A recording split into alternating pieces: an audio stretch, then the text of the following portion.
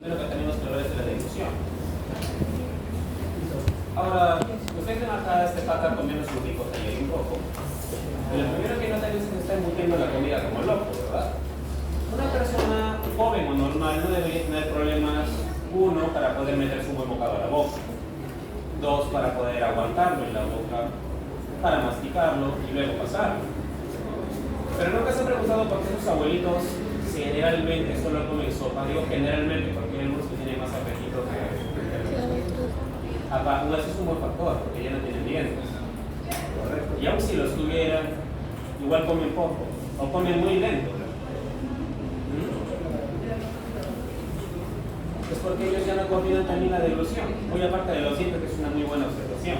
Es que en realidad la deglución es uno de los procesos más complejos que hace el cuerpo, entre voluntarios e involuntarios, porque tiene dos fases.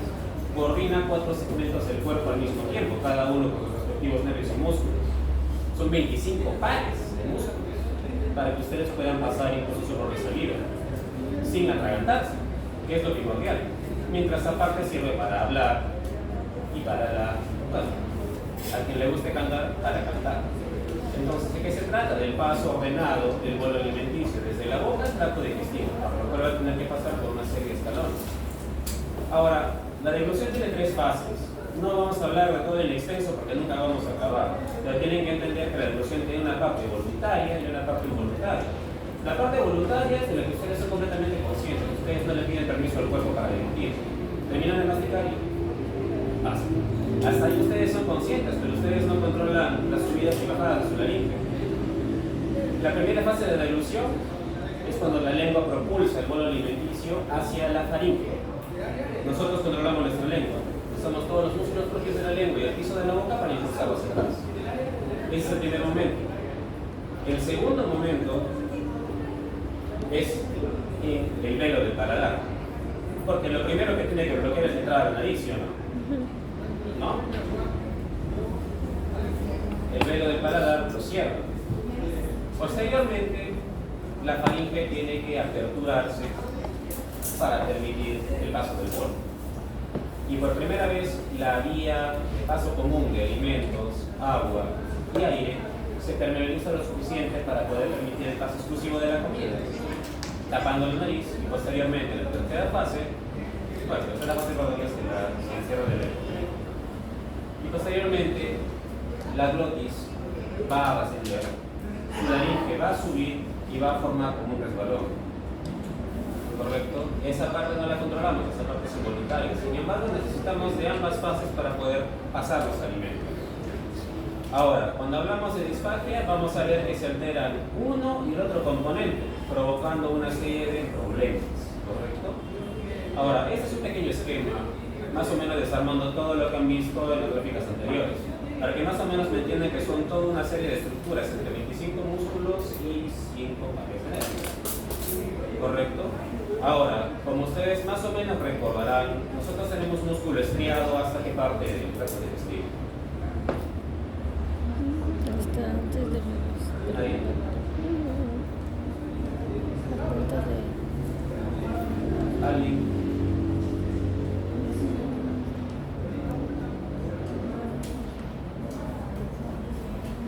Ya, ¿tú cómo estás mirando?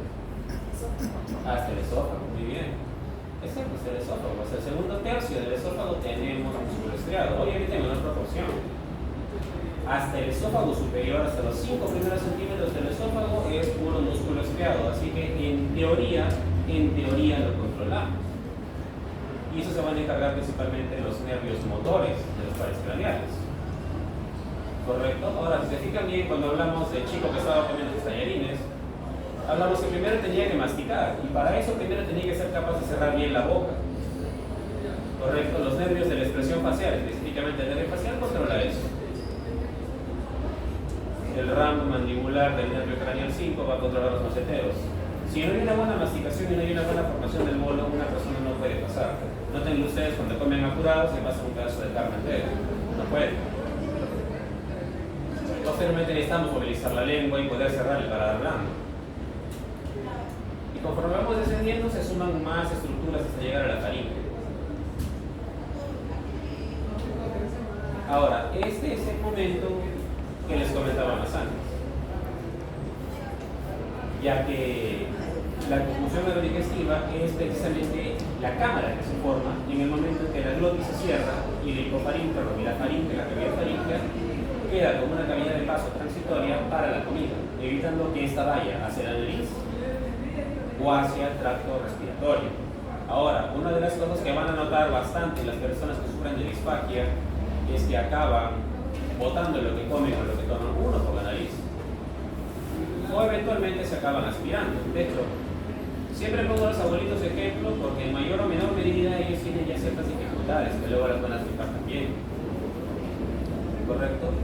No solo comen lento porque no tienen los dientes, que también como les gusta la observación, mastican más lento, no producen suficiente saliva.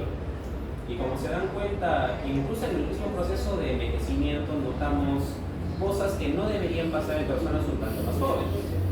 Estos procesos de envejecimiento los deberíamos ver a partir de los 80 años, 75, 80 años. Cualquier persona que sea más joven, que coma demasiado lento, que seleccione muy ávidamente sus alimentos, evitando algunos en particular, que tenga que carraspear a cada rato, que tome una buena bocanada de aire antes de comer, está presagiando que sabe que hay algo mal en el momento en el gluten, que no debería pasar. Para que funcione bien la función digestiva, se cumplen todos los momentos que ven allí. Ahora, para que esto se altere, solo pueden pasar dos cosas. O se estrecha la luz de la conducción digestiva, o se descoordina. En ambos ejemplos estamos hablando de una pérdida del control motor o una descoordinación del mismo. Todo ello va a provocar al menos parte del espectro de los disfagias. Bueno, eso ya lo habíamos conversado un poquito antes. Y esto es más que nada para que entiendan cómo va a funcionar la disfagia alta y la disfagia baja. Habíamos hablado de que hay músculo estriado hasta los dos tercios superiores del esófago, ¿correcto? A partir del tercio medio ya hay músculo liso y músculo estriado. La musculación empieza a cambiar en la disposición, pero el tercio superior es 100% músculo estriado. Y los músculos motores se van a encargar de ellos. Ahora, ¿eso qué quiere decir? Que casi todos los problemas que afecten al tracto superior de la dilución, quiere decir hacia el tercio superior de la faringe, del esófago, van a estar afectados principalmente por lesiones neuromotoras. Va a perderse el control voluntario de la dilución, ¿correcto? Y eso se va a deber principalmente a estas cosas. Cuando hablamos de un daño de primera neurona, aunque todavía no han llevado neuro, ¿correcto? Pues estamos hablando, por ejemplo, de eventos traumáticos. Una persona que se golpea fuertemente la cabeza en un accidente de tránsito y tiene problemas cardiovasculares es esperable, aunque no haya sufrido daño cerebral permanente. Lo más común, un accidente cerebrovascular, que de hecho es la primera causa de disfagia en el mundo. Más del 75% de los casos de disfagia son por accidentes cerebrovasculares, ¿correcto? En segundo lugar, trastornos de segunda neurona motora. La enfermedad que le dice Hodgkin, la esclerosis lateral amiotrófica es un ejemplo. Casos menos frecuentes porque ya prácticamente no hay la polio con afectación vulvar y el síndrome de Guillain-Barré. En los casos más severos, el síndrome de Guillain-Barré también puede afectar al tronco cerebral, causando un síndrome que se llama debilidad vulvar, lo cual es considerado una alta emergencia neurológica. Ese paciente no vamos a esperar a que reaccione sus bracitos y piernitas, ese paciente va a pasar a cuidados intensivos. Específicamente, ¿por qué? Porque se va a aspirar y en el caso del Guillain-Barré sobre todo va a perder eventualmente la capacidad de controlar el cierre de la laringe y por ende va a perder el control de la respiración, muy aparte del control también del diafragma, que también queda bastante claro. Muy bien, en lo que se refiere a los trastornos del esófago netamente, la disfagia inferior también llamada así o baja, es un control netamente involuntario, principalmente por el nervio 9 y el 10, el vago y los ofaringes. Ahora, ¿esto de qué se trata? Si vemos un poquito acá, esto es el control voluntario del cuerpo, no tiene interneuronas, es una inervación directa del nervio motor a la placa neuromotora. Pero cuando hablamos del músculo liso en el tracto digestivo, hoy hablamos de los plexos mientéricos y su mucosa. Entonces, todo lo que llega al músculo digestivo va a pasar forzosamente por las interneuronas de los plexos mientéricos, principalmente. Esto quiere decir que todo lo que afecta al esófago y hacia abajo va a afectar precisamente solamente al músculo liso o al plexo mientérico. Cuando hablamos de la afectación del plexo mientérico, en el caso de la calaza es la pérdida de la inervación. Entonces, noten la diferencia del tipo de problemas que hay. Cuando hablamos de la faringe, del tercio superior del esófago para arriba, problemas neuromotores. Del esófago, del tercio medio del esófago hacia abajo, problemas o funcionales o motores del esófago. Lo que estamos corriendo es el control del músculo liso. Ahora, el caso de algunas enfermedades autoinmunes como el esclerodermia, se va reemplazando el tejido contráctil por fibroblastos y por tejido fibroso. Lo que quiere decir que el esófago va a quedar hipotónico. Es un ejemplo de lo que puede ocurrir. Aparte de otros trastornos de dismotilidad que también los vamos a mencionar porque si no, esto nunca va a acabar. Que también provoca un efecto similar. Entonces esa es la primera idea que les tiene que quede claro. Ahora, para poder seguir hablando, vamos a dar tres conceptos. Una lesión estructural es todo aquello que tiene que ver precisamente con estructuras, sean del mismo esófago o de la faringe o del bolo alimenticio. Así que la primera causa de disfagia, y es lo primero que van a hablar, sobre todo en pediatría, es un bolo alimentario grande. ¿Y a quién de nosotros no nos ha pasado alguna vez que por mucha emoción o por mucha prisa hemos tragado una buena bocanada de alimento y hemos sentido como que algo se nos ha tragado acá, que baja muy lento? Eso es disfagia, producto de un bolo alimentario bastante voluminoso. Naturalmente, la gran mayoría de nosotros, no sé si de repente alguien tenga, por eso me atrevo a decir que todos, no tenemos ningún tipo de problema en el tracto digestivo superior. Por ende, ese bolo va a acabar pasando, a veces con la ayuda de líquidos. O pasa solo. Pero en el caso de personas que tengan algún tipo de alteración, van a presentar casos de impactación más frecuentemente, hasta con volúmenes relativamente normales, lo cual también se considera un signo de riesgo. O, en última instancia, si no es el bolo alimenticio, es que la luz, quiere decir el túnel que forma entre la faringe y el esófago, van a quedar estrechados por algún motivo. Pueden haber tumores, pueden haber cosas inflamatorias, pueden haber un montón de cosas. Lesiones motoras, nos referimos a alteraciones musculares netamente. Y cuando hablamos de lesiones motoras, principalmente hablamos del esfínter esofágico superior, del esfínter esofágico inferior y del esófago. Si cuando hablamos de trastornos motores, casi netamente vamos a estar hablando de los esfínteres o del esófago, aunque son dos partes de lo mismo. Y finalmente las lesiones funcionales, que no son lesiones en sí, son trastornos. Esto quiere decir que el cuerpo funciona 100% normal, pero la persona está percibiendo algo raro en su cuerpo. Y si algún día trabajan en una clínica o de repente si han trabajado, se van a dar cuenta de que buena parte de las emergencias o urgencias que se atiendan son trastornos funcionales. Que nunca se encuentra un trastorno orgánico, sin embargo la persona, por ejemplo en este caso, puede percibir que le duele el esófago cuando pasa una miga de pan. Le hacen 1000 exámenes y no encuentran nada, pero esa persona va a seguir percibiendo el resto de su vida, o al menos hasta donde le dé la percepción, que le duele pasar los alimentos. Es un trastorno motor, un trastorno funcional. Ahora vamos a hablar netamente de lo que es disfagia. Y ahí vamos a hablar primero de 5 términos que probablemente en algún momento habrán escuchado, porque esto es semiología pura. Aunque ¿alguien sabe qué es faringodinia?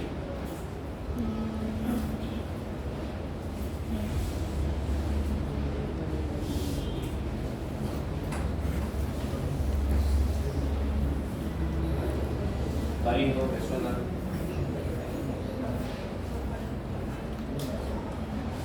¿Han llevado serio? Es etimología básica. Pero Faringo, faringe, ¿no? Debe ser, me imagino. Ok. ¿Y el vocablo dinos qué significa?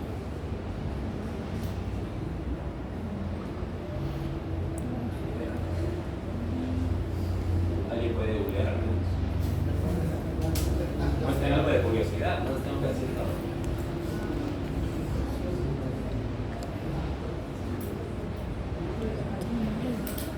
Porque se van a dar cuenta conforme vayan googleando las palabras que hay acá, que muchas veces confundimos los síntomas por no saberlos definir. Y hasta podemos decir que una persona tiene una cosa sin que realmente lo sea, lo cual nos puede llevar a malos diagnósticos. Chicos, es fundamental que dominen el lenguaje técnico, ustedes se van a comunicar así. Por más TikToks que salgan riéndose de eso, es la realidad del trabajo. ¿Alguien ya puede averiguar qué es faringodinia? Dolor de garganta, dolor faríngeo. ¿Qué es lo que pasa con los bebitos cuando les duele la garganta? ¿Qué es lo primero que nota la mamá? llanto. no quiere comer. El niño no quiere comer, o empieza a salivar, porque le duele. Nosotros también nos puede doler la garganta y no querremos tragar la saliva. Bueno, sobre todo más que nada los abuelitos, los adultos muy raro, pero sobre todo si pasamos por Caquetá a la hora del mercado, ¿no? Mediodía, un sábado, un domingo, probablemente van a ver a muchas personas escupiendo. Más de uno de ellos es porque no puede tragar bien. O porque le duele, en todo caso. Acá vamos a pasar uno de los inviernos más fríos que hay en los últimos 10 años. Ok, odinofagia. ¿Qué es odinofagia? Dolor a deglutir líquido y dificultad para dolor al pasar. Correcto. Con mayor motivo. De hecho, la odinofagia es un signo de alarma dentro de la disfagia. Pero por sí sola la odinofagia simplemente puede representar un problema, una amigdalitis que tengan ustedes y les suele pasar. Pero eso no quiere decir que está obstruida su perico. Okay. Los últimos tres son un poquito más rebuscados, pero también guardan mucha relación con el espectro. Sin embargo, quiero que me entiendan una cosa. Cuando hablamos de disfagia, hablamos de un problema de coordinación de la deglución. No debería doler, al menos no como el espectro de la enfermedad como tal. Quiere decir que todo aquello que tenga que ver con dolor, con notar odinos dentro de esto, implica dolor y por ende que algo no está yendo bien. Generalmente cuando hablamos de disfagia hablamos de cuerpos extraños. Cuando hay dolor, sea en el esófago o en la garganta. Sí. Aunque digan que solamente es problema de niños, al más de uno estoy seguro que le ha pasado que se ha atorado con una espina de pescado o huesita de pollo alguna vez. Eso es. Ahora es un problema para el peligro, la comida. No tanto, a veces masticamos muy rápido y nos pasamos un huesito chiquito. El perone de pollo se queda atracado, no tiene que ser un no, él va a perforar el esófago, pero él va a hacerlo de una. Y dependiendo del tamaño, hasta incluso pueden necesitar que les dé una crisita, ¿no? Ok, disfagia, ya hemos hablado un montón de eso, y más o menos lo que escribir. Ok, este sí es un poco más rebuscado, así que se lo voy a decir yo. La presbifagia es el proceso de envejecimiento del aparato deductor del adulto. Es lo que tienen todos los tejidos, por eso comen más lento, muy aparte de los dientes. Correcto. Degluten más lento, tienen menos saliva, mastican más lento, sus bocas son más débiles y más de uno se le queda comida atascada en la boca. Y finalmente el globus, que es un problema que suele confundirse mucho con la disfagia porque es un síntoma funcional. Las personas perciben que hay algo atracado en su esófago por defecto. Así como están ustedes sentados ahorita, podrían percibir como que tuvieran un globo de aire atracado y que casualmente cuando comen esa sensación desaparece. Eso se llama globos. ¿Correcto? Entonces lo que estábamos hablando, disfagia de por sí, por término, significa deglución desordenada. Fagos, comer, desorden, alterado, ¿verdad? Deglución desordenada. Ok, y en lo que vamos a dejar en claro nuevamente es la sensación subjetiva de la persona de dificultad o incomodidad para pasar los alimentos. La gran mayoría de esos problemas son en adultos mayores. ¿Y cuál es el riesgo de la disfagia? Que si hablamos de adultos mayores, hablamos de fragilidad necesariamente. Y va a repercutir en dos cosas, desnutrición y deshidratación. Y no menos importante, la aspiración. Porque también se habrán dado cuenta que todos los abuelitos son un poco más propensos a enfermarse de neumonía. Así estemos en el verano más caliente. Porque nuevamente les digo que el abuelito también envejece y envejece todo con él. Y lo que les comentaba, estas son todas las alteraciones que se producen en el envejecimiento de la boca, la garganta, de un adulto mayor normal. Por eso les gusta tomar tantas sopas. Por eso comen tan lento. Y por eso también se toman a cada rato. Casi todos los abuelitos tienen que estar carraspeando todo el día. Es por eso. ¿Y cuál es el problema? Que no es algo sintomático. ¿Y por qué lo mencionaríamos de que no es sintomático y que sea preocupante? Es porque la gran mayoría de ellos, al momento de llegar a los 60 y tantos años y presenten este tipo de problemas, ya van a tener algún otro problema de fragilidad y algún otro síndrome geriátrico, o sea, postración, demencia, demás. Lo que quiere decir que eventualmente esa disfagia se evoluciona mucho, pero esa disfagia se va a volver una disfagia clínica y va a la segunda causa de disfagia en el adulto y es la demencia. Ok, ahora para diferenciar disfagia alta y baja o orofaringe y esofágica van a darse cuenta que la sensación es completamente distinta. De hecho, si quieren ahorita o en sus casas pueden hacer un experimento. Traten de pasar su saliva sin interrumpirse 4 veces seguidas. Van a sentir que en un momento tienen que doblar el cuello y forzar para pasar. Sí, los invito a que lo hagan en sus casas. Eso es lo que se siente tener disfagia orofaringe. Porque van a sentir que tienen dificultad para iniciar la deglución. Naturalmente, cuando hacemos este ejercicio es porque la saliva se seca. Y si no tiene saliva en la boca, es un poco difícil que la pase, ¿verdad? Porque tiene que estar lubricado. Entonces, eso es lo primero. Disfagia orofaringea o alta. Dificultad para iniciar la deglución. O es la lengua, o es la garganta, o es la faringe, o es el tercio del esófago. ¿Qué más van a presentar? Lo que comentábamos, regurgitación nasal. ¿Qué pasa si no pueden elevar el veno del paladar? Sobre todo con los líquidos. Se va a salir por la nariz. Esto lo van a ver sobre todo con pacientes postrados, sobre todo para hacer eso. O que noten tos al momento de deglutir. Personas, también seguro que les está pasando en algún momento, pero más bien es por apresurados. Como comen muy rápido, siempre ocurre un momento en el que nos pasamos un granito de arroz, algo, y empezamos a toser mientras comemos. Imaginen que una persona comienza a toser simplemente comiendo así descansados como están ustedes. Sería muy raro, ¿verdad? No debería ser. Eso se llama tos electiva. Después, necesidad de forzar deglución repetidas veces. Y va nuevamente lo que les dice del experimento, porque para pasar el último tramo de saliva van a estar empujando. Y es cierto, a esas personas se les ve que están inclinan la cabeza, la boca para adelante, hacen un esfuerzo para poder pasar los alimentos, porque solitos no pueden. Esa es disfagia alta, disfagia orofaringea. Adicionalmente, porque no es tan común en el adulto, puede presentarse babeo o goteo por las comisuras de la boca, sobre todo en los adultos mayores, regurgitación cuando hablamos de divertículos y de retención de restos de comida en la boca, netamente de pacientes con demencia. O también con ACVs. Y comienda. Y con todas las demás cosas que han visto. Ahora, para la disfagia esofágica, lo que sienten es un atasco. Inicia la deglución, no pasa nada, lo pasan bien, pero los segundos sienten como que algo demora en pasar. Y demora, tienen que empezar a tomar agua. Y eso puede producir una sensación de incomodidad en el pecho, la cual nunca es 100% ubicable a menos que sea directamente en la boca del estómago. Y hay personas que te dicen eso. Siento como que algo se me traba abajo, en la boca del estómago. Adicionalmente, porque es lo primero que tenemos que descartar en cualquier caso de disfagia, tenemos que buscar dolor torácico, tirosis y regurgitación, que son síntomas capitales de la enfermedad por fugaces esofágica, que es la primera causa de disfagia esofágica en el adulto. La esofagitis peca. Ok, más o menos aquí a manera de resumen lo que estábamos comentando.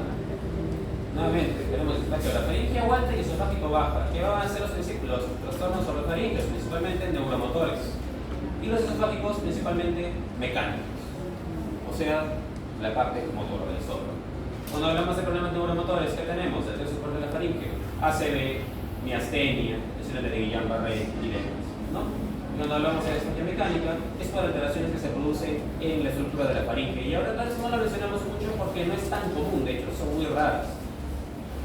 Una pregunta de anatomía para ver si se acuerdan de repente.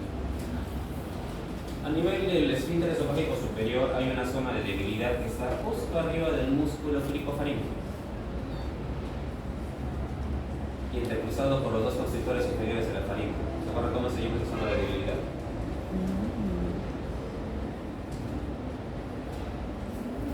¿Alguien acá de repente le gusta el fútbol? ¿Cómo se llama Mbappé? Kylian, ¿sí? El triángulo de Kylian. Exacto. Entonces, el triángulo de Kylian es una zona de debilidad por la cual pueden surgir también divertículos. Son muy raros si le ocurren. El nombre que tiene ese divertículo es divertículo de Senker. ¿Qué es lo que tiene por característica los divertículos? No se olvide, la persona come, pasan unas horas, incluso a veces días, y la persona va a regurgitar sin haber digerido y sin tener arcadas, o sea, no va a tener el impulso de vomitar la comida que nunca terminó de digerirse, porque nunca llegó al estómago, porque se metió a una bolsa que se formó detrás de su esófago. ¿correcto? ¿Alguien? Pues bueno, ¿ven? Un poquito. Ya.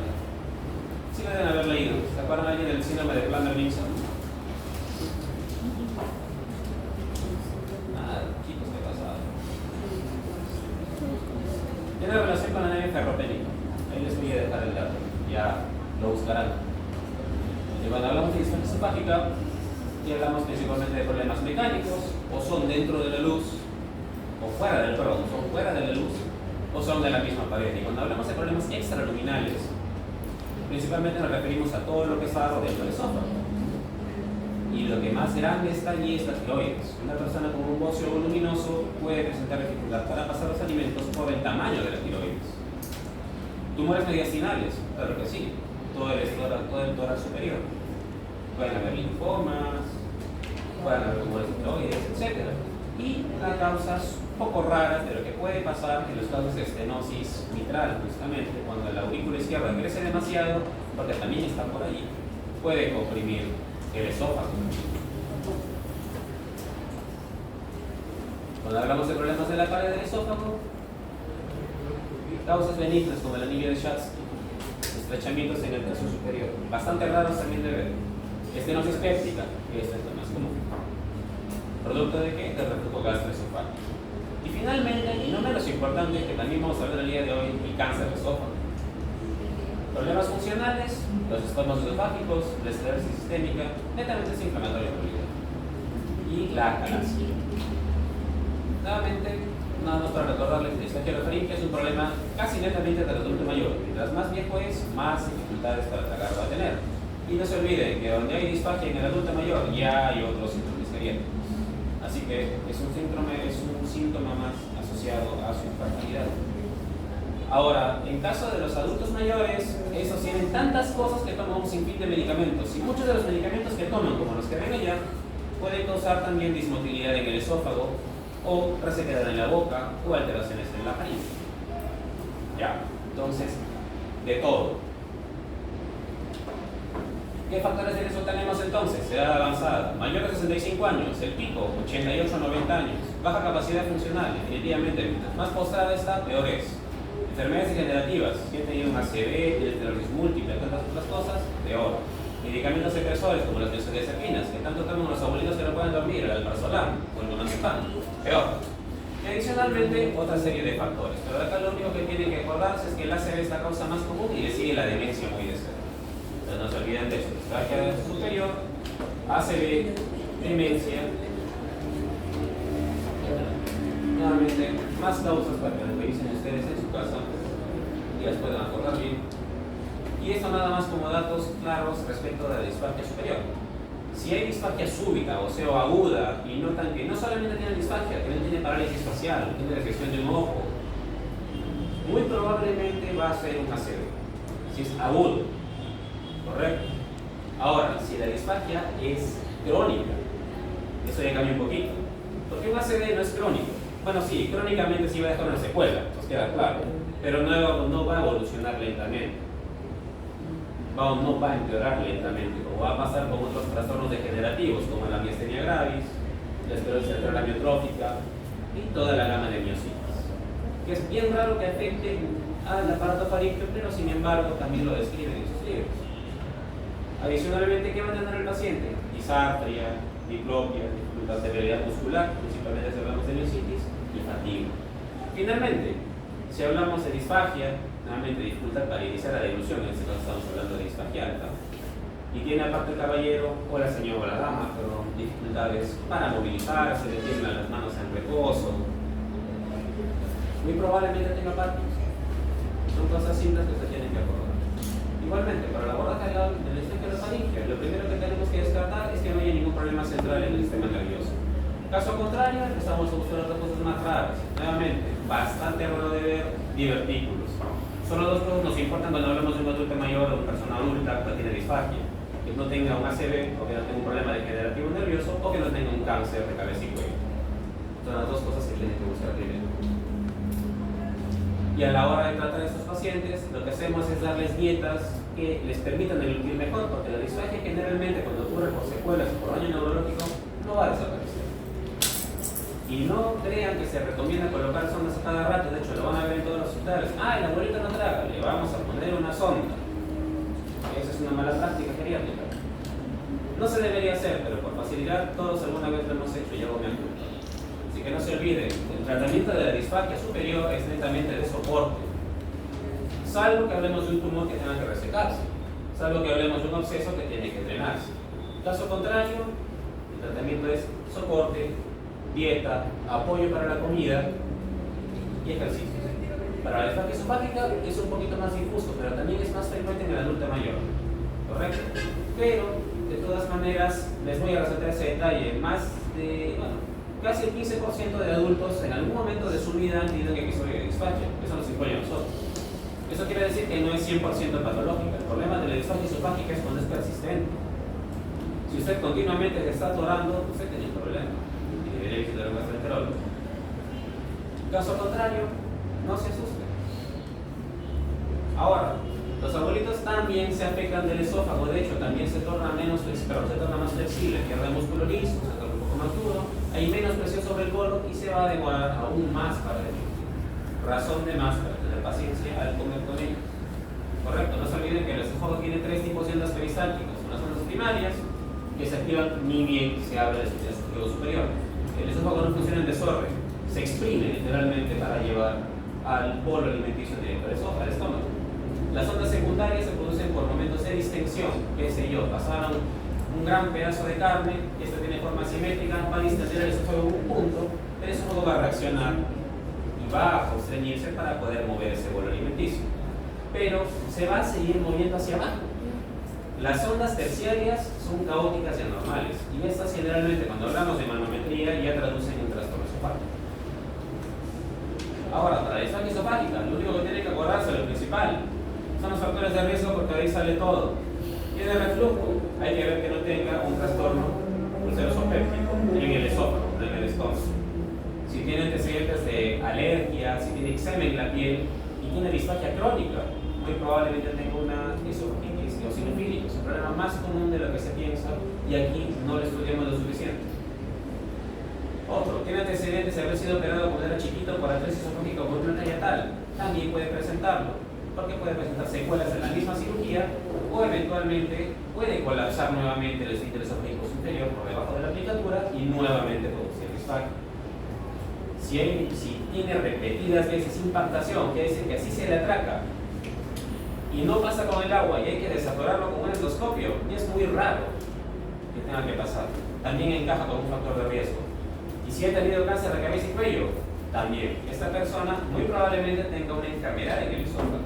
De cualquiera de estas, sea una enfermedad mecánica, del mismo esófago o extraesofágico, como hemos visto, cualquier obstrucción que pueda venir de la misma pared o de fuera. Un trastorno funcional, que generalmente también se asocia a dolor, sobre todo los espasmos. Ahora, si la disfagia es aguda e intermitente, muy probablemente hay una obstrucción de adentro del esófago. Puede ser por un problema motor, sí, funcional la mayoría de veces. Y en segundo lugar, las esofagitis. Y la primera esofagitis, la péptica, por enfermedad de alto reflujo. Las que son más crónicas ya traducen otro tipo de problemas y lo que más nos molesta de acá, nos asusta, son las neoplasias. Porque si hablamos de personas mayores de 50 años, el cáncer aparece como un fantasma detrás de todos. Y en segundo lugar, esofagitis y osteoporosis. ¿Correcto? Más causas entre obstructivas y no obstructivas son casi todo temas de memoria. Pero el síndrome de la disfagia ya está explicado.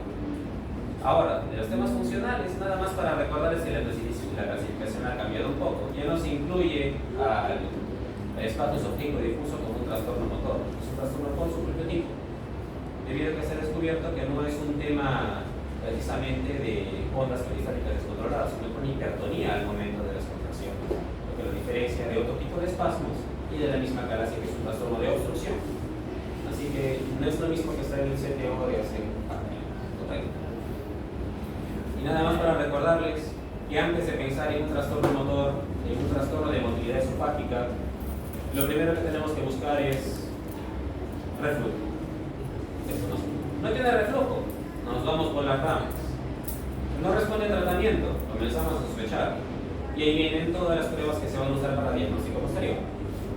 Primero la endoscopía. En segundo lugar, la pHimetría. Y en tercer lugar, la esfingomanometría. ¿Para qué hacemos esto? Disfagia, endoscopía. Vamos a buscar precisamente tumores, membranas, anillos, cualquier cosa que esté obstruyendo por dentro de la pared. ¿Para qué hacemos una pHimetría? Para diagnóstico de enfermedad por reflujo. No siempre vienen siendo los clásicos, como vamos a ver más adelante. Y finalmente, la manometría, porque si no es ninguna de las dos, solo nos queda pensar en trastornos motores. Y si no hay nada motor, solo quedan los problemas funcionales. Y son el espacio esofágico distal, el esófago hipercontráctil, la motilidad esofágica inefectiva y el esófago peristáltico. Son trastornos funcionales que simplemente pasan porque sí una persona. Y decimos todavía porque sí, porque todavía no entendemos al 100% qué pasa. Nuevamente, y finalmente los tips del tema de la disfagia esofágica. No se olviden que todo paciente que tiene disfagia, ya forzosamente el lumen del esófago es menor a 13 milímetros y lo normal son 2 a 3 centímetros. Quiere decir que para que una persona tenga disfagia esofágica y es adulto, tenemos muchas razones para pensar que hay un cáncer. Es lo primero que tiene que ir en nuestras cabezas. Si es menor a 50 años, casi siempre va a ser reflujo y eso va a producir una estenosis péptica, porque el esófago que se va inflamando, se va a cicatrizar. Y al cicatrizarse va a empezar a estrechar sobre todo el esfínter esofágico inferior y el tercio inferior del esófago. Y adivinen que eso puede acabar en un cáncer esofágico. Finalmente, si descartamos eso y solo nos queda pensar en dismotilidad, la acalasia y el espasmo esofágico difuso son extremadamente raros. Lo primero que tienen que considerar si es que hay un problema de motilidad son espasmos por un problema de reflujo, como una esofagitis aguda puede causar una esofagitis péptica. En segundo lugar, esa es la esofagitis eosinofílica. Y si fuera un adulto mayor, medicamentos principalmente. ¿Sí? Eso es todo con disfagia. Y bueno, son medidas preventivas que tenemos que tomar en cuenta con la disfagia esofágica sobre todo, pero no se olviden que casi todo se resume en comer con buena postura y en realidad, aunque no tengamos disfagia, todos lo deberíamos hacer. Comer sin prisas, estar bien sentados, con una posición en el cuello neutra y tomándonos todo el tiempo del mundo para poder comer. Bueno, pasamos a la enfermedad por reflujo gastroesofágico, que en realidad es el punto central de la disfagia. Y la enfermedad por reflujo es una enfermedad que se produce por el retorno del contenido ácido del estómago hacia el tracto, hacia el esófago inferior. ¿Correcto? Ahora, esto va a presentar una serie de síntomas que no necesariamente van a ser de los más comunes. Es más, como pueden ver allí, solamente regurgitación van a presentar el 16%. Ahora, ¿por qué hablamos de regurgitación? Porque cuando hablamos de enfermedad por reflujo gastroesofágico, generalmente hablamos de una hipotonía del esfínter esofágico inferior, por la razón que sea. Hay personas que tienen una debilidad congénita en el esfínter, hay otras que tienen una hernia diafragmática, entre otras cosas. Eso les hace un poco más propensos. La pirosis es el síndrome más clásico y junto a los dos, regurgitación y pirosis, son los síntomas cardinales del reflujo gastroesofágico. Como pueden ver, su sensibilidad es relativamente amplia, 30-76%. ¿Correcto? ¿Dónde se van a hacer más frecuentes?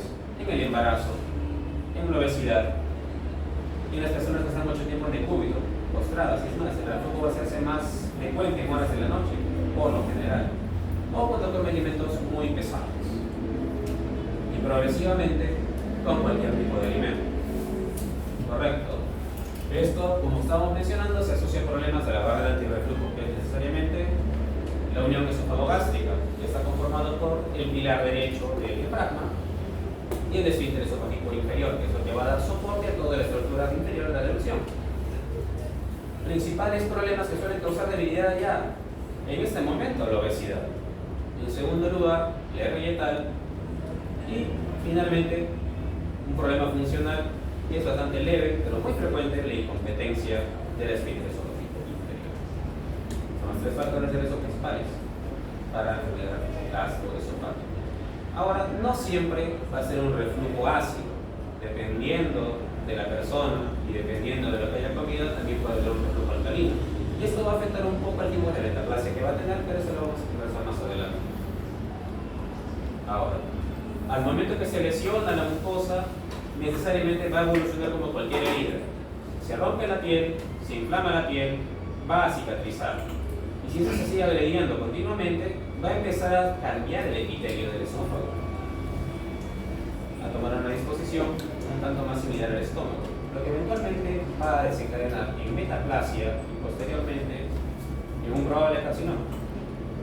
Entonces, sí hay una relación causal entre el reflujo gastroesofágico crónico y el cáncer de esófago, por si acaso. Nada más para recordarles lo mismo. ¿Cuál es el factor de riesgo más importante para enfermedad por reflujo gastroesofágico? La obesidad. ¿Ya? Ahora, ¿por qué? Porque la presión intraabdominal es más alta en las personas que sufren de obesidad.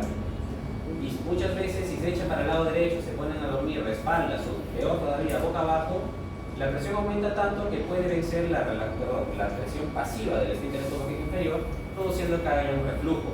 Ahora, como pueden ver acá, el riesgo de presentar un cáncer de esófago va muy en proporción con la frecuencia de síntomas. Si una persona tiene síntomas semanales, una sola vez a la semana reflujo, así no sea en asociación a la obesidad, hay 5 veces más riesgo de que tenga cáncer de esófago. Y si presenta síntomas diarios, y esto es crónico, es casi seguro que va a tener uno. O al menos en el esófago le va llegando a cierta edad. Ahora, ¿qué es lo más técnico de esto? Que más del 40% de personas con sobrepeso o obesidad no hacen síntomas de reflujo y sin embargo lo tienen.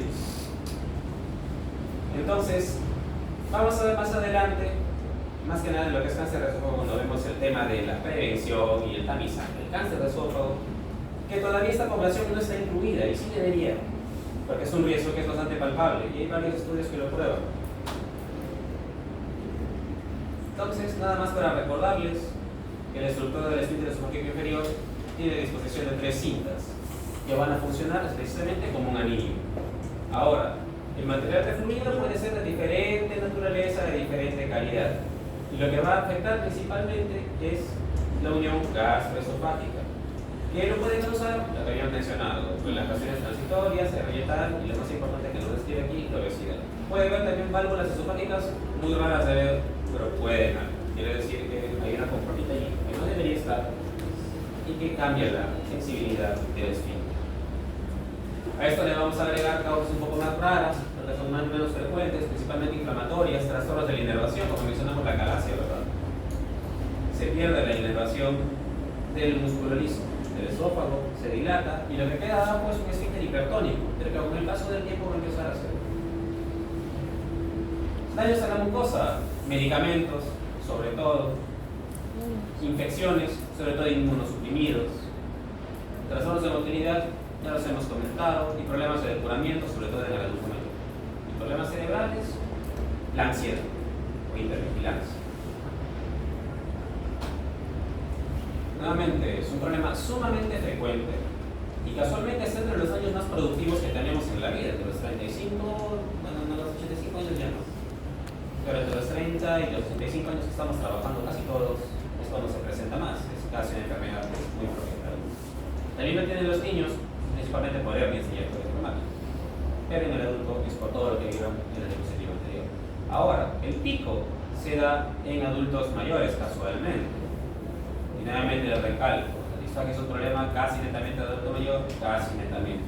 ¿Cuál es el problema que hay? Que tengamos reflujo ya diagnosticado y llegamos disfagia, que ya nos está anunciando o que hay una estenosis péptica o que ya hay un problema distinto. Y estamos rezando que no sea un esófago de Barrett. Ahora, como siempre, en el país no tenemos ningún estudio que nos respalde. Sin embargo, felizmente hay algunas cuantas tesis sueltas por allí que nos dicen exactamente lo mismo del cuadro anterior.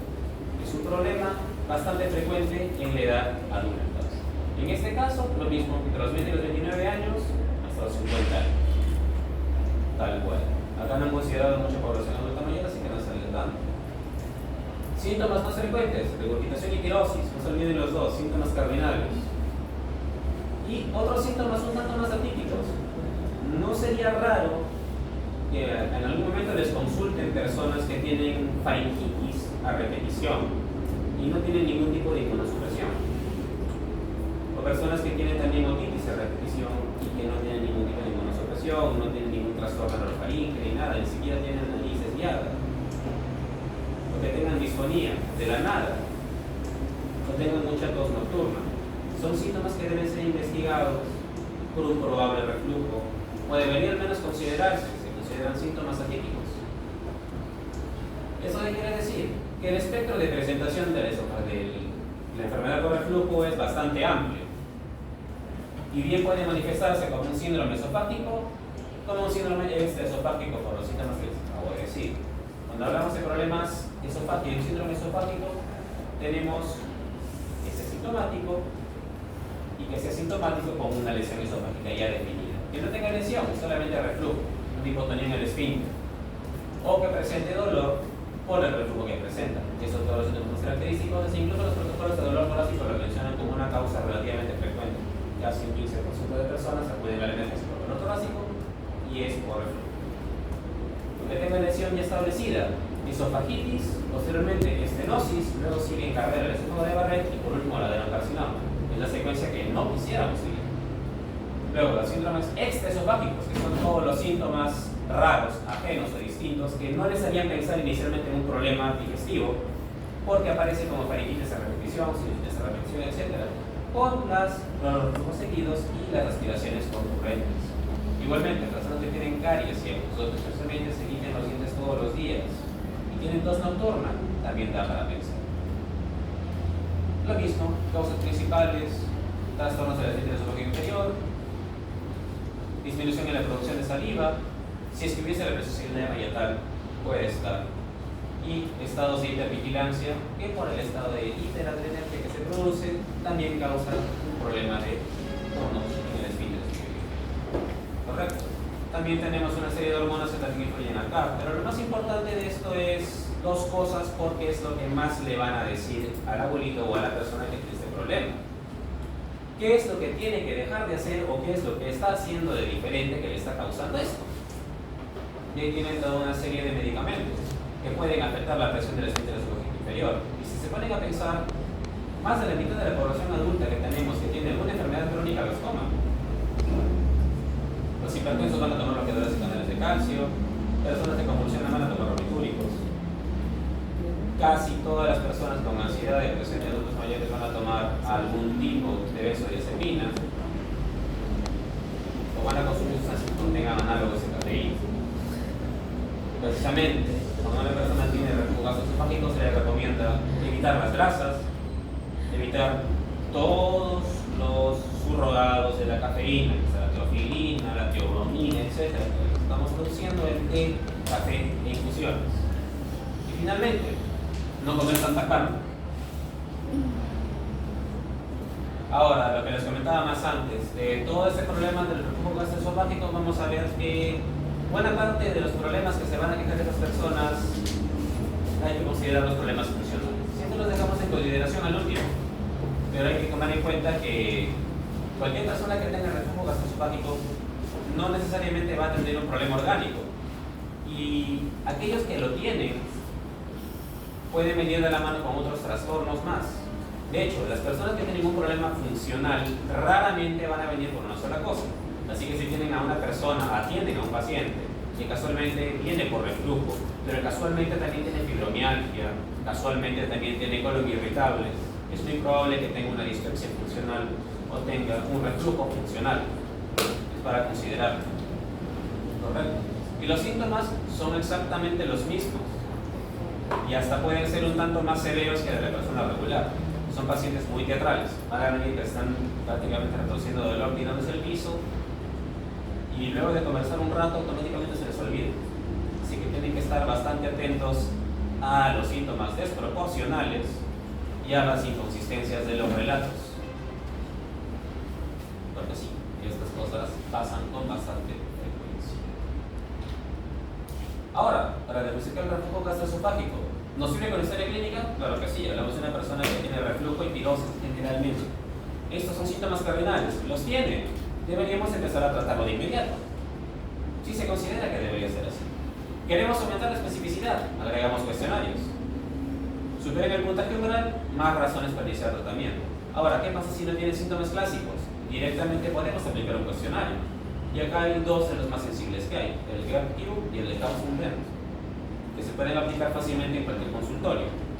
Si el GERD-Q pasa más de 7 puntos y el de Gauss-Lundgren supera los 4 puntos, hay un 80% de probabilidades que esta persona tenga un trastorno de reflujo. Ahora, saber la causa, eso viene después. Tratamiento, principalmente medidas higiénico-dietéticas. Como hemos mencionado, hay cosas que puede estar tomando entre medicamentos y comida que le pueden estar jugando muy en contra.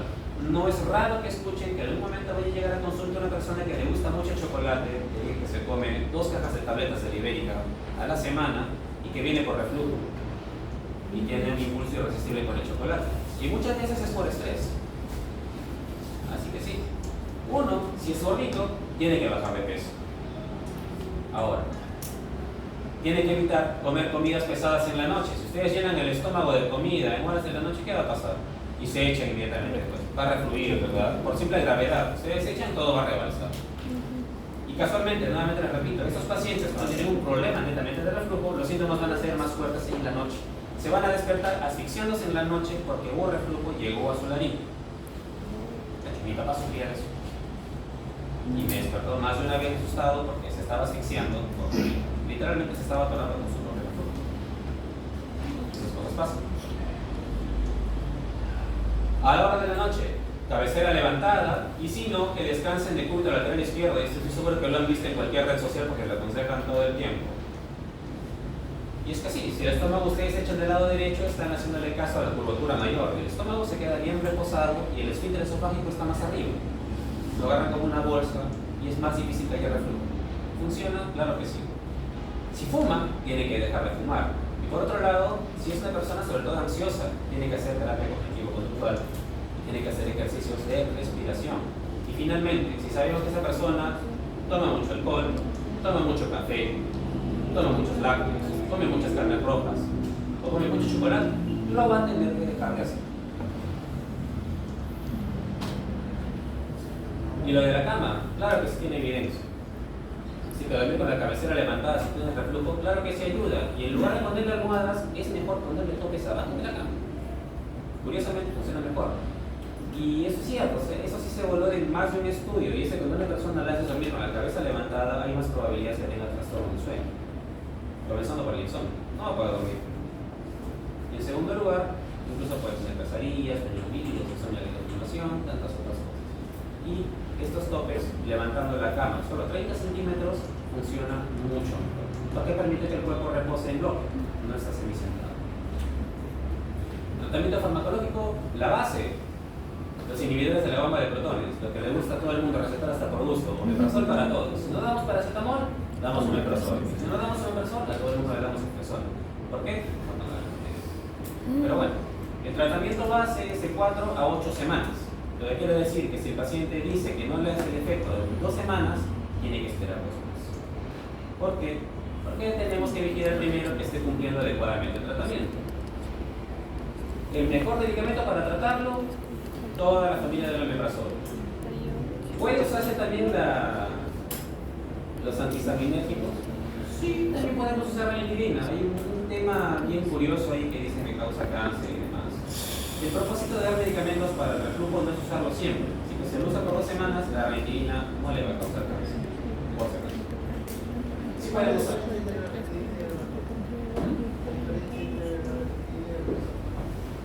Que por definición son distintos, ¿no? Inhibidores, es un inhibidor de la bomba de protones.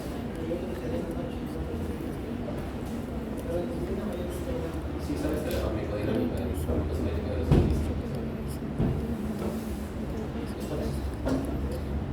Claro. Porque el omeprazol trabaja en un tipo de canal celular que funciona como una bomba que intercambia hidrogeniones, potasio. Y los H2, son receptores que están detrás de la célula parental. Y casualmente, por algún motivo, pues los que se activan mejor en la noche. No sé por qué, pero fisiológicamente. Así que se recomienda tomarlos en la noche. Y lo que hace directamente el omeprazol es bloquear directamente la bomba de protones, o sea, no box. Y por eso te recomiendan que lo tomes media hora antes de la comida y forzosamente comas media hora después. Porque si tú no estimulas el sistema parietal, no se va a activar la bomba, y el omeprazol no se va a pegar su tejido, no va a funcionar.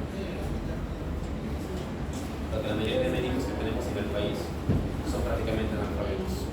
Es por eso. Sí. Se van a dar cuenta en sus primeras prácticas, personas que hacen todo por experiencia y realmente no razón. Y van a renegar. ¿En qué situaciones podemos usar la ranitidina con mayor especificidad? Cuando hay muchos síntomas nocturnos. Precisamente, como le estaba explicando el compañero, la ranitidina y toda la familia de la cimetilina tienen a actuar mejor de noche. Porque, de alguna manera u otra, que no entendemos 100% todavía, el tono histaminético del cuerpo aumenta en la noche. Y la señalización hacia las zonas parietales, por algún motivo, también aumenta. Entonces, tiende a funcionar mejor. Sin embargo, en términos de curación y recuperación de las úlceras y la estenosis péptica, el omeprazol hasta ahora tiene mejor evidencia. Así que lo que te recomienda la guía es que primero uses el omeprazol. Pero como todo tratamiento es individualizado, si tu paciente no le funciona el omeprazol y pruebas con la ranitidina y si le funciona, si con agua pura, agua dale. ¿Qué más podemos darle para que le ayude? Procinéticos, como les mencionaba, más de uno de estos pacientes no solamente tiene reflujo, también puede tener dispepsia. Y muchos problemas de dispepsia, sobre todo en los adultos mayores y personas mayores de 50 años, vienen de la mano por trastornos de contracción del estómago y del duodeno. Se van a tener un grado de gastroparesia de algún tipo. ¿Qué usamos para esto? Procinéticos. ¿Qué te recomienda la guía? Metoclopramida. En segundo lugar, domperidona. ¿Quieres bajar más? Cisaprida o mosaprida. Y como tratamiento sintomático de cabecera, el alginato. Los alginatos, mejor dicho. Y el más conocido de todos, el sucralfato. Que viene con alginato de sodio, viene con bicarbonato y viene con leche de magnesio. Es el perfecto antiácido. Ah, eso sí, por si acaso. Un inhibidor de la bomba de protones y un inhibidor H2 no son antiácidos. Por si acaso. Antiácidos tenemos el hidróxido de aluminio, los alginatos. El bismuto no es tanto, pero puede funcionar como tal. Es muy noble el bismuto. El magaltrato y la leche de magnesio. Pero no cometan el error de decir que los inhibidores de la bomba de protones y la ranitidina son antiácidos, porque no lo son. En segundo lugar, no necesariamente todos estos pacientes van a mejorar con el tratamiento, no van a mejorar al 100%. Y es que en realidad la respuesta al tratamiento no necesariamente es diagnóstico de alergia. Como hemos mencionado, si el paciente tiene síntomas y todo, comenzamos una prueba terapéutica. ¿Por qué? Porque es lo más frecuente. Y es lo peor que le puede pasar. Y si este paciente no deja de tener reflujo, eventualmente va a acabar en un cáncer de esófago. Y eso que no es tan frecuente, pero le puede pasar. Y eso que tratamos de evitar. El 69% de pacientes con esofagitis y con reflujo no erosivo van a presentar una mejoría. Entonces, ¿qué podemos concluir acá? Si bien es cierto que no a rajatabla la respuesta al tratamiento es diagnóstico de reflujo, la respuesta al tratamiento nos da un indicio de que sí, probablemente vayamos por buen camino. Ahí tiene la sensibilidad y especificidad. La especificidad es casi nula, no siempre, pero es más o menos sensible como método y cosa. Y cuando hablamos de reflujo, no sirve, no se interesa. Los síntomas atípicos, claro que sí, tienen poder respuesta. Porque cuando tenemos el problema de la tos nocturna, las artritis de repetición y todo, y el asma nocturno, como variante B, no son tanto por el ácido, sino por todo el contenido que sale del estómago. Así que aunque le bajemos la producción de ácido al estómago, si sigue habiendo reflujo, los síntomas atípicos no van a desaparecer. Por ahí les he puesto la tablita para que se acuerden siempre de cómo se dan esos medicamentos, correcto. Como datos curiosos, y eso sí sería interesante que lo sepan, de toda la familia del omeprazol, siendo el omeprazol el más básico y todos los demás, todos tienen metabolismo hepático. Pero los que son más modernos, entre comillas, primero el pantoprazol y luego el deslanzoprazol, tienen una curiosidad. Se metabolizan por dos citocromos distintos. ¿Y para qué nos sirve? Para pacientes multimórbidos que toman muchos medicamentos. Si el paciente es diabético, hipertensivo, tiene todo lo demás, nos conviene darle pantoprazol o deslanzoprazol. Si es más caro, sí, pero no vamos a tener que hacer malabares para ordenar su medicación. Y no va a tener problemas o interacciones farmacodinámicas. O va a tenerlas menos.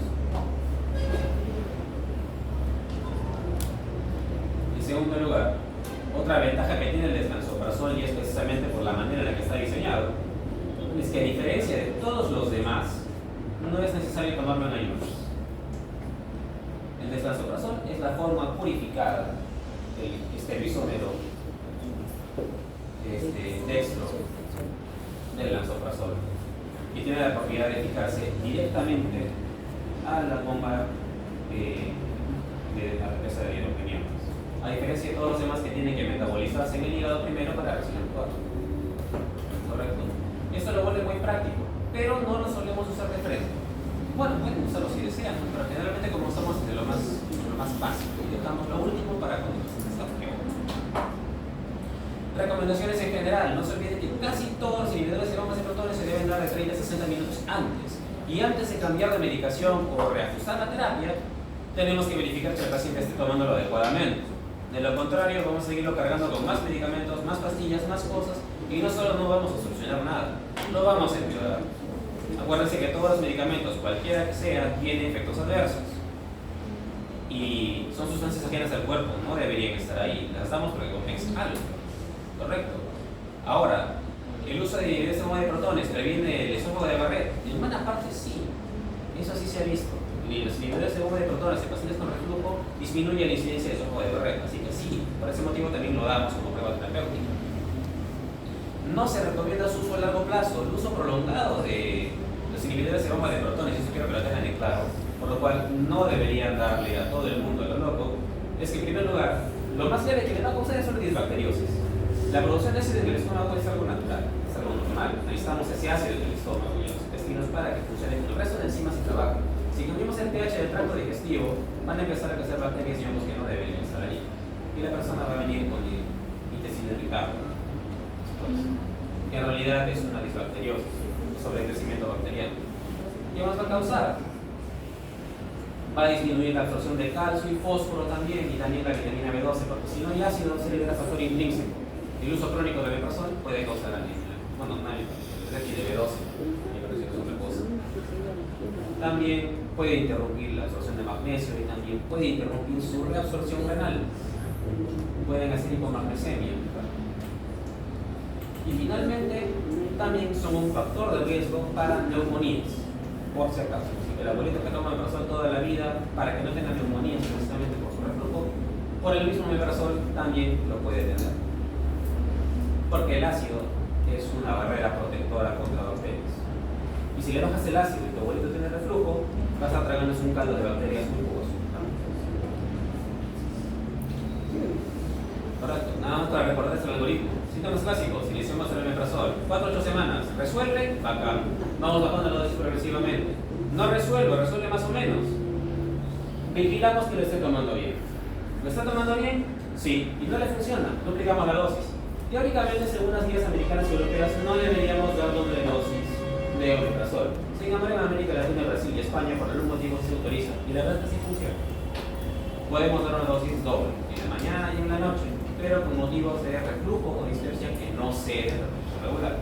Ahora, eventualmente va a llegar a lo mismo. Si empieza a controlar los síntomas, tenemos que regresar a la dosis mínima efectiva. Recuérdese de eso, y nuevamente lo voy a repetir: nadie debería tomar esas pastillas para siempre. No se debería. Si el paciente no resuelve, hay que quitar el omeprazol y programarlo con una endoscopía y una pHmetría, que es el molde estándar de diagnóstico de reflujo gastroesofágico. Es un examen tan caro y tan difícil de hacer, bueno, no es difícil de hacer, difícil de conseguir en un hospital, que ni en el mismo Estados Unidos se recomienda de primera cabecera, sino a todo el mundo le harían pHmetría de frente, y sus mismos protocolos no lo recomiendan porque no es costo efectivo.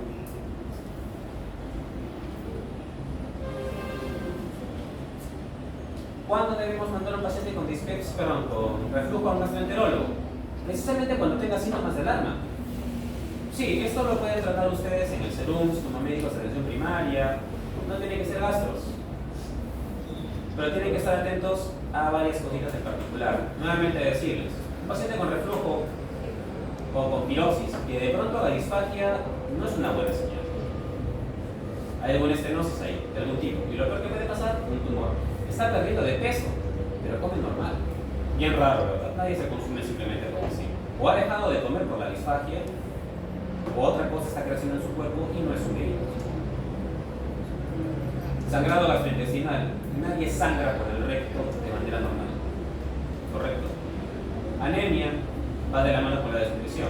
No come, se va a anemizar. Si consume, se va a anemizar. Y peor, si está sangrando, va a bajar su hemoglobina aún más rápido. Finalmente, si no deja de vomitar. En última instancia, no deja de presentar reflujo. Y lo primero que tiene que usar el gastroenterólogo va a ser cualquiera de estas. Pero lo que más nos preocupa son estas dos. El cáncer y el esófago de Barrett. Adicionalmente, no hay problemas de complicaciones. Tenemos dudas, muchos síntomas atípicos. Tenemos que mandar la endoscopía forzosamente. O es muy refractario al tratamiento, lo mismo que vieron acá, va a tener que pasar endoscopía y manometría y piachimetría. El esófago de Barrett, ¿qué nos hace pensar en un posible esófago de Barrett? Y estos son los factores de riesgo para cáncer de esófago. Tener más de 50 años, ser hombre, ser de raza blanca, fumar mucho tabaco. Nuevamente hablamos de tabaco, todos sitios el tabaco, el cáncer de vejiga, el cáncer de páncreas, cáncer de hígado, cáncer de esófago, cáncer de estómago. Está en todos sitios, ¿saben? Así que no. La obesidad cada vez está asociando a más tipos de cáncer y son casi los mismos. Ambas cosas directas. Y en este caso es por una causa directa, que empeora el reflujo, más inflamación, más metaplasia, más cáncer. ¿Correcto? Y finalmente, si tiene un familiar de primer grado que haya tenido esófago de Barrett, haber tenido cualquier tipo de cáncer digestivo te predispone a tener cáncer de esófago. ¿Correcto? No se olviden que aunque se le pase la firosis, si el paciente ha usado bloqueadores de bomba de protones por mucho tiempo, o ha tenido firosis por mucho tiempo, igual debería ser evaluado, porque el esófago de Barrett no da síntomas. Lo peor, si es que tiene disfagia y le encuentran el esófago de Barrett, ahí es casi seguro que hay un cáncer que ya creció. Y si el paciente ya tiene disfagia, ya es muy grave. Nuevamente, lo mismo. Los síntomas que dicen mucho, se va a piachimetría. Si lo primero que queremos ver es que tenga reflujo, la evidencia es poca y tenemos síntomas de alarma, directa piachimetría. Ahora, cuando hablamos de endoscopía, ¿para qué lo mandamos? Precisamente para buscar lo más común, nuevamente. Aunque no responda al tratamiento, si nosotros vemos cualquiera de estas cosas, y que nuevamente les digo, causa de esofagititis más frecuente, es la péptica, y ahí la tienen. Aunque no tenga síntomas, si nosotros vemos un paciente con este tipo de alteración, los ángeles B, iniciamos tratamiento. O sea, iniciamos omeprazol. Y al mismo tiempo se tienen que tomar biopsias. Y es algo que acá en el Perú no se hacía hasta hace algunos años. No sé por qué motivo la gran mayoría de gastroenterólogos no tomaban biopsias. Y no solo no las tomaban de la forma correcta. Porque no es solo un pellizquito, tienen que tomar 4 sectores, por lo menos 2 centímetros, 2 milímetros, por lo menos una cosa cada uno. Porque tiene que ser a toda la extensión del anillo que presenta la lesión para buscar cualquier tipo de inicio de metaplasia. Caso contrario, no nos sirve. ¿La herramienta le importa? La verdad es que sí.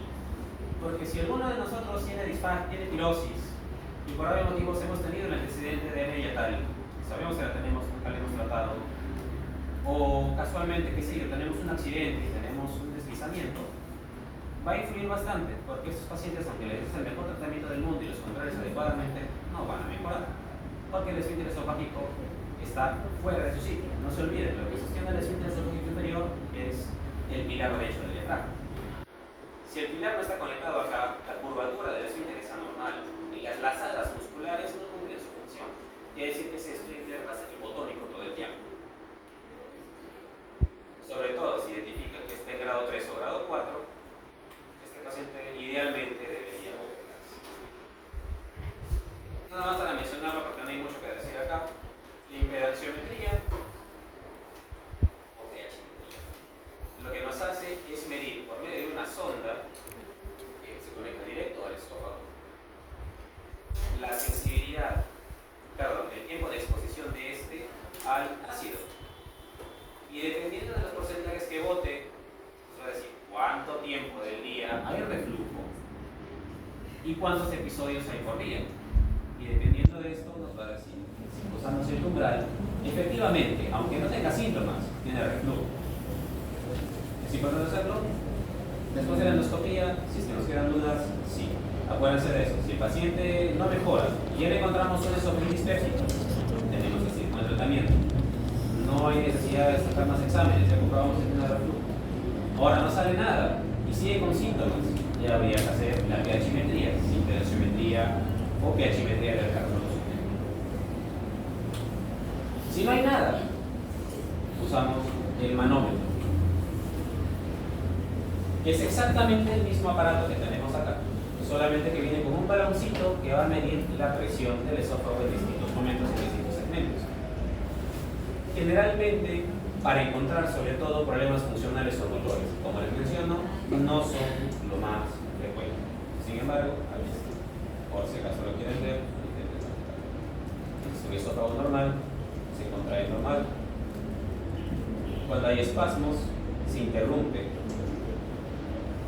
el flujo de contenido esofágico y cuando es inefectivo, tienen la hipotonicidad del esfínter, como un resbalón prácticamente. Y esa más bien es una manometría fallida, muy probablemente por un paciente que ha tenido un espectro atómico. Finalmente, hemos visto que no solamente tienen espectro de respiración neumática, pero estos pacientes no solamente suelen tener reflujo como único problema, y no en todo se va a dar igual, ¿correcto? Hay diferentes fenotipos, pero el que más nos importa a nosotros es el más clásico y es el que más se van a acordar, porque lo que también les voy a preguntar es el que está asociado al reflujo ácido, que es el que está más asociado al esófago de Barrett. De todos los tipos de reflujo gastroesofágico, es el más dañino y más importante. Finalmente, no todos los pacientes que pasen por todas las pruebas diagnósticas van a hacer buena correlación. Y esto nos sirve para descartar problemas funcionales también en último momento, porque no todos los diagnósticos son fáciles de llevar. Si tenemos una esofagitiis, erosiva o no erosiva, va a haber una buena correlación de síntomas con la exposición normal del ácido. Pero los trastornos funcionales puede que esto no se cumpla. Entonces, estos pacientes van a requerir otro abordaje y van a tener que pasar, uno, por un psicólogo y dos, van a tener que recibir un tratamiento distinto. ¿Para qué? Para intentar mejorar sobre todo la percepción del dolor, porque se asume que los trastornos funcionales tienen en parte un problema de hipersensibilidad en estos segmentos del esófago, que casualmente los antidepresivos suelen funcionar bastante bien. Suelen. Finalmente, esto no va a ser algoritmo completo para que lo recuerden toda su vida. Síntomas típicos, pasamos al tratamiento. Tienen síntomas de alarma, directamente se va con el gastroenterólogo. Síntomas raros o atípicos y sospechamos de reflujo, lo pasamos al gastroenterólogo. Ahora, vamos a iniciar tratamiento. No funciona por 4 o 8 semanas. Tenemos que reevaluar todas las modificaciones que indicamos que hicieron. No las hacen, las corregimos. No funciona, cambiamos la terapia. Y si no, directo a pH-metría. Unas sugerencias más respecto al reflujo gastroesofágico y a la tranquilidad en la casa, porque es prácticamente un tipo de todo lo que hemos hecho. Ahora, el último tema, el más bonito de todos, cáncer de esófago. Ok, va todo de la mano con todo lo que hemos conversado más anteriormente. Simplemente acuérdense que igual que todos los cánceres, acá y en todas partes del mundo los diagnosticamos generalmente cuando dan síntomas. Y cuando dan síntomas, ya es muy tarde. El cáncer de esófago no es muy común en nuestro medio. Aquí en el Perú es bastante, bueno, no tampoco tan raro, no es muy frecuente simplemente. Sin embargo, es la sexta causa de muerte por cáncer en el mundo. Así que para un segmento de la población, sí va a ser el riesgo de presentar cáncer a lo largo de la vida es casi un 0.5% año. Y la sobrevida es bastante pobre. Casi el 20% de ellos van a llegar vivos a los 5 años, muy parecido al cáncer de los pequeños. Así que es un cáncer que no solamente es agresivo, tiene complicaciones que pueden llevar a la muerte de las personas. En frecuencia, el 18º cáncer en frecuencia en el mundo occidental queda de presentación entre los 65 y los 75 años principalmente. Es un cáncer de viejitos. En el mapa del Globocap se van a dar cuenta que, como mencionamos, en el mapa de calor nuestro país está muy por debajo de otros países que tienen factores de riesgo dietéticos, como son Brasil y Argentina. Así que por acá, aunque acá parezca Sudamérica, nosotros no somos una cosa representativa. Esta diapositiva la voy a poner siempre que hablemos de cáncer, porque es el mismo resalte de siempre. Paciente que hace síntomas para diagnosticarlo. Ese paciente está condenado ya prácticamente a morir. Así que, en la medida de lo posible, traten de encontrar síntomas tempranos. ¿Qué tenemos en nuestro país? Absolutamente nada de información como siempre. Así que hemos tenido que traficar información del INEC nuevamente. Y como pueden ver, sobre todo en Lima se concentra la mayor parte de la incidencia de cáncer de esófago. Curiosamente, se repite. Tabaco y alcohol, primeros factores de riesgo. Varones y de raza mestiza, porque acá no tenemos caucásicos. Solamente los migrantes. Cáncer más frecuente de esófago en el país, el cáncer epidermoide. El epidermoide. En segundo lugar, el adenocarcinoma. De todos los tumores que ven acá, realmente los únicos que nos interesan son estos dos. Especialmente por frecuencia, porque el resto no nos hace mayor relevancia en los temas estadísticos. Diferencias. Ambos se van a presentar más frecuentemente en varones. El carcinoma epidermoide va a ser más frecuente en pacientes de sexo de raza afrodescendiente y la adenocarcinoma en caucásicos. El tabaco va a ser la causa más asociada al carcinoma epidermoide, ¿correcto? Y finalmente, el adenocarcinoma va a ser el más asociado al reflujo. Así que cuando pregunte estas cosas, espero que no se equivoquen. Eso está resultado. Chicos, si no van a prestar atención, pueden retirarse a estudiar. Imagina que tienen algo mejor que hacer. Si se encuentra una vez más, por favor, se retira. Están interrumpiendo el resto de cosas. ¿Correcto? No se olviden, adenocarcinoma, reflujo, sobrepeso, obesidad. Escenario escamoso, tabaco, alcohol, dietas altas de nitratos, o sea, los que ya se comen con exceso de carne, parrilla, por ahí va. Y finalmente, la calasia, que aunque sea rara, también es digna de estudiarlo en este caso. ¿Por qué? Por temas de circunstancia. Más factores a favor, quieren ser de mencionarlos. Pacientes que tienen una anemia crónica asociada a disfagia, ahí viene el síndrome de Planner-Wilson, porque por algún motivo el esófago forma membranas de pacientes que tienen anemia crónica. No en todos, pero si forma anillos, este paciente tiene riesgo de cáncer epidermoide. Ingesta de cáusticos, bastante frecuente en este país. Somos tan inteligentes que intentamos suicidarnos tomando lejía. Y la incidencia es alta, y eso produce una esofagitis cáustica. Y a la larga también puede causar esófago de Barrett y más muertes. Tabaco y alcohol a la cabeza de todo, y no hay que dejar de lado los problemas autoinmunes. Un paciente que sobre todo tiene esclerodermia y la incidencia acá es relativamente alta, también debe pasar por un tamiz de cáncer de esófago. Los factores genéticos no los vamos a conversar, pero están aquí para que los quiera ver. Nada más recordarles que cual sea el tipo de cáncer de esófago, van a seguir el mismo camino dependiendo de la agresión que sigan. Vamos a tener problemas genéticos de base, más tabaco, cigarro, más reflujo por el otro lado. Eventualmente van a formar una lesión intraepitelial de bajo grado, que es el momento ideal para encontrarlos, que sigue inmediatamente después del esófago de Barrett y de la displasia epidermoide. Si esto pasa, el paciente se va a salvar casi en el 100% de casos. Caso contrario, ni modo. Problemas genéticos que sí vale la pena recordar, principalmente dos. No son muy frecuentes de ver, pero al menos, bueno, personalmente he visto dos casos en la residencia, al menos de pilosis. Paciente que tiene placas hiperqueratóxicas en palmas y plantas y tiene disfagia, sospecha en cáncer de esófago. El síndrome de Peutz-Jeghers en nuestro medio es bastante raro, pero puede pasar. ¿Y por qué se caracteriza?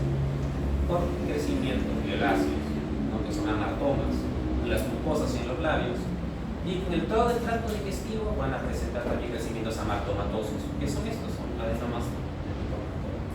¿Correcto? Es factor de riesgo para cualquier tipo de cáncer digestivo, pero cuando hablamos de esófago, no vamos a poner con factor de riesgo. ¿Dónde se localiza más frecuentemente? En el tercio medio del esófago. No se olviden, ya van 3 datos. Cáncer más frecuente, el epidermoide. ¿Dónde acaba siendo más frecuente? Esófago medio. Esta es la recomendación. ¿Qué nos interesa de la detección precoz? Diagnóstico por endoscopía, principalmente. Diagnóstico por endoscopía solo. Bueno, aquí a la simple imagen no se ve claramente la lesión. Esto podría pasar simplemente como una esofagitis. Pero si se agrega luz blanca durante la endoscopía, es posible mejorar la visión de la lesión. Y casualmente se vio que sacrificando un poquito la especificidad, pero si agregamos una irrigación con Lugol por encima de la herida, mejoramos la visión de la lesión y esto pintaría como un esófago de Barrett.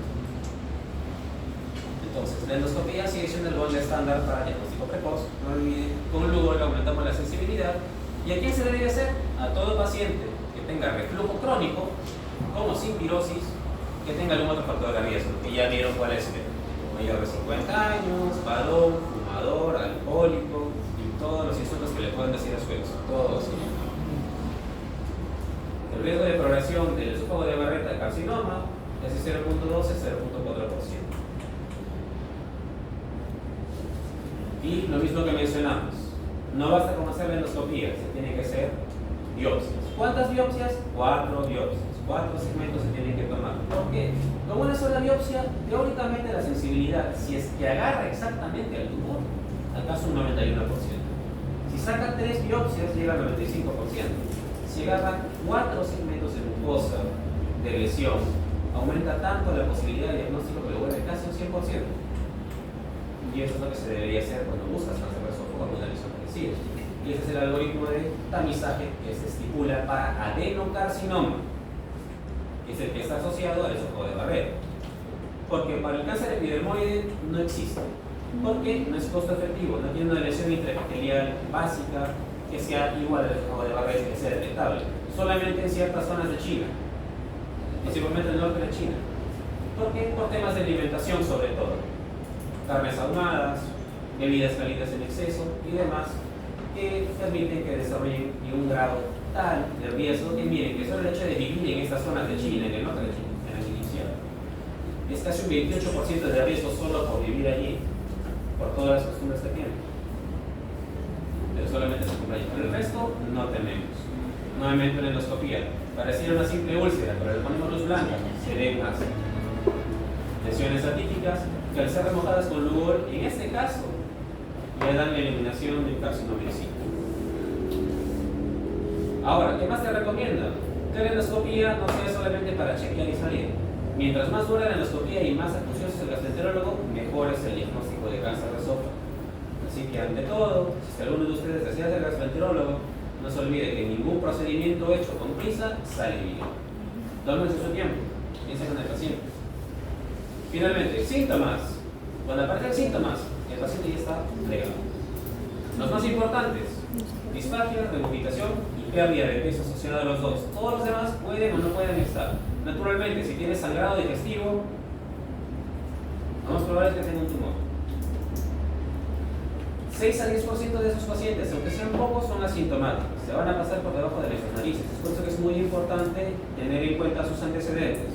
No se olviden de nuevo: reflujo, fumador mayor de 50 años, tabaco, alcohólico, debería pasar por una endoscopía.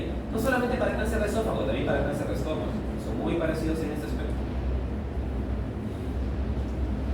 Y nuevamente el dato que dije al inicio: si el paciente tiene disfagia, sólidos y líquidos, una disfagia progresiva, significa que la luz del esófago ya se evacuó a casi 13 milímetros, lo que significa que hay una obstrucción casi completa. ¿Qué quiere decir? Que llegamos muy tarde.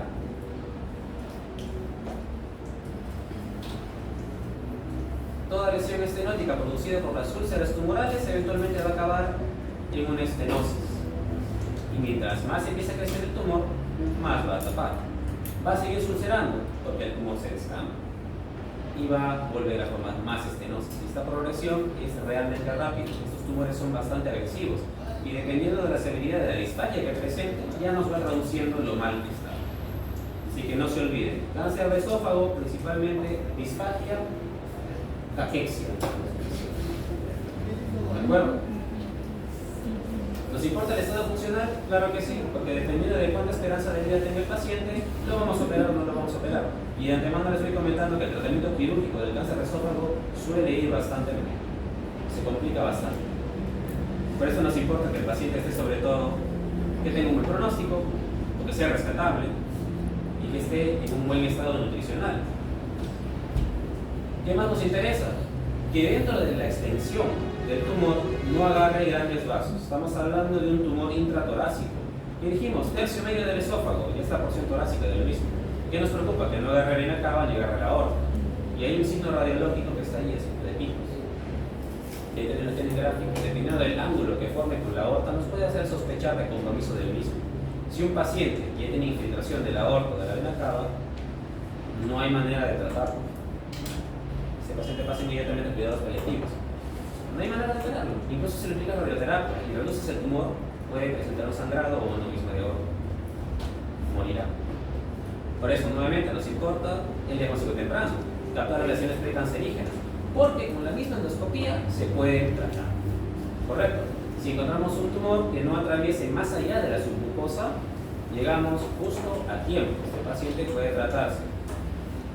Bueno, los ganglios linfáticos más que nada por temas de metástasis, que también más que nada para que relate su localización. Principalmente van a tener a ganglios paraparquiales y paraesofágicos, eso no es ninguna sorpresa. Raramente van a presentar ganglios supraclaviculares, raramente. Para la estadificación es prácticamente lo mismo que cualquier cáncer. Tumor in situ, tumor que invade la lámina propia de la submucosa, atraviesa la muscular mucosa, llega a la adventicia y llega a los compromisos adyacentes. N, cualquier ganglio linfático encontrado. Metástasis, cualquier metástasis. ¿Cuáles son operables? ¿O cuáles son rescatables? T0, carcinoma in situ, T1A, sin metástasis. Todos los demás estamos fritos. ¿Qué más nos importa? Al momento de hacer la biopsia, ¿qué tipo de tumor es? Puede ser un adenocarcinoma, un tumor epidermoide. El problema allí es que así es indiferenciado, pobremente diferenciado, a mayor grado de atipia, mayor agresividad, menos sobrevida. La estadificación es distinta para los dos cánceres, así que solamente está como curiosidad, no lo vamos a tratar mucho porque no es relevante en la clase. Pero nada más rescatarles lo mismo. Los pacientes que tenemos, que encontramos como carcinoma in situ o de T0 a T1A, pueden ser tratados por mucosectomía. Y aquí va una herramienta que recientemente está entrando al menú de todas las clínicas del país, que es la ecoendoscopía. Con esto podemos ver lesiones intraparietales antes de tener que sacar la biopsia. Entonces, si el paciente le encontramos que tiene un carcinoma, y antes de ver que tenga mayor extensión, vemos con la ecoendoscopía que este tumor no ha llegado a la muscular, es completamente resecable. Con un buen margen de lesión, pero con un margen de resección, va a ir bastante bien. Y ahora, ¿qué pasa si nos pasamos y ya llegamos muy tarde y es metastásico, está muy extendido? Solo nos queda el tratamiento paliativo. Y la endoscopía también tiene mucha importancia acá, porque nos va a permitir dilatar la lesión y colocar un stent, que es lo que ven acá. Muy parecido a la que se coloca en cualquier tipo de otro problema. Y lo que hacemos es temporalmente abrir el estómago para que el paciente pueda alimentarse. Pero esto ya no va a solucionar el problema. El paciente igual ya sabe que tiene sobrevivir. Lo que estamos dándole es confort. Tratamiento quirúrgico. Tenemos múltiples abordajes. Transdiafragmático, transtorácico, transesómico mínimamente invasivo. ¿Cuál es el problema? Que todas estas tienden a ir mal. Porque los cánceres de esófago suelen ser bastante friables. Y al momento de operar al paciente y hacer la reanastomosis, lamentablemente la proporción de fístulas es bastante grande. ¿Cuál es el problema acá? Fístula intratorácica. Va a acabar haciendo empiema, va a acabar haciendo el piomediastino y va a morir de una sepsis. Por eso es que nuevamente, para tratar quirúrgicamente a sus pacientes, idealmente en los estadios más tempranos posibles. Naturalmente, si está en estadio T0, T1A, T1B, podemos tratarlo por vía abierta y oír bien, porque está limitado. Pero si el tumor ya se extendió más allá de la lámina muscular, muy probablemente la cirugía va a fallar. Así que no es que sea mala la cirugía, simplemente que no es tan efectivo. Ahora, si como mencionamos, si el paciente es T1, T1A, T1B y en algunos casos el adenocarcinoma, sobre todo hasta T2, ni metástasis ganglionarias ni a distancia, se propone resección endoscópica o quirúrgica. Si se puede endoscópica, mejor. Pero si está avanzado, ambos tienen que ir al estudio de sobrevida del paciente y recibir quimioterapia y radioterapia. Si es que logra reducir la masa tumoral y no ha hecho metástasis, podríamos todavía intentar hacer la resección del tumor. Dependiendo de los márgenes que tenga, la cirugía va a ser mayor o menor, va a ser más o menos grande, pero va a acabar en lo mismo. Todas van a requerir quimioterapia neoadyuvante. ¿Por qué? Porque cirugía sola ha demostrado tener una recidiva bastante alta. El tumor vuelve a aparecer. Y no solo eso, la sobrevida sigue siendo pobre. Así que si este paciente está ahí avanzado bajo cirugía, forzosamente va a tener que recibir radioterapia y quimioterapia. Ese es el esquema de quimioterapia, que es los esquemas de quimioterapia que se suelen usar hasta el momento, son los últimos que son certificados. Y respecto a la radioterapia, generalmente lo usamos para braquiterapia más que para radioterapia un globo.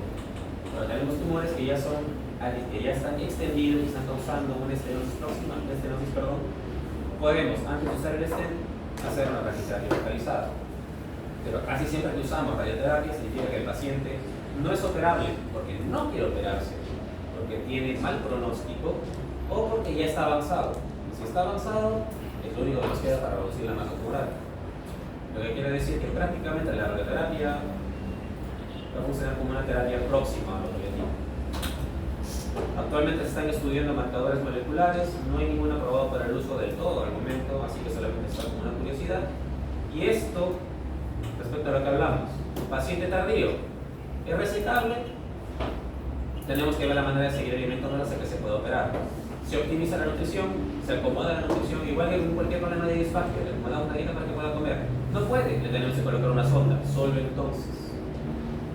Si no es resecable, braquiterapia, lo que mencionamos con radioterapia focalizada y un stent.